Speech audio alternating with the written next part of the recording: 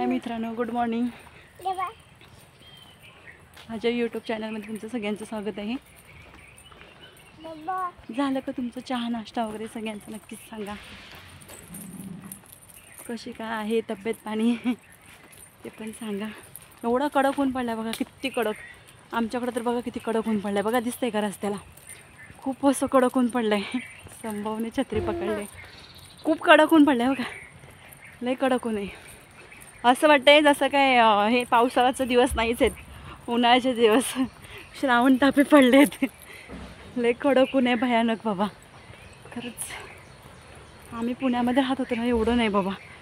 पुण्यामध्ये म्हणजे जाणवतच नाही एवढं जास्त गरमी बरं का. इकडं खूप बाबा गरमी जाणवते. म्हणजे उन्हाळा, पावसाळा, हिवाळा सगळे तिन्ही ऋतू गरमी बाबा.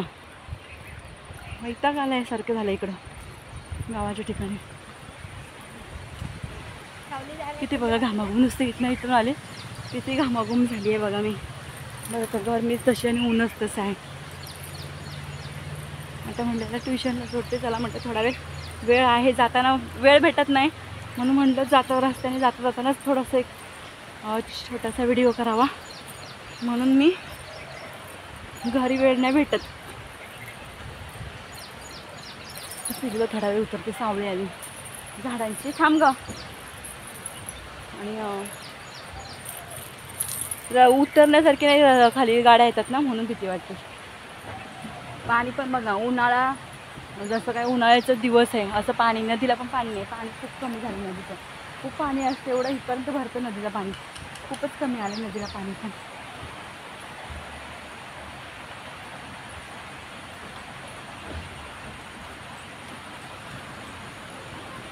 चला भेटूया मित्रांनो परत नंतरच्या ब्लॉगमध्ये. तोपर्यंत बाय बाय.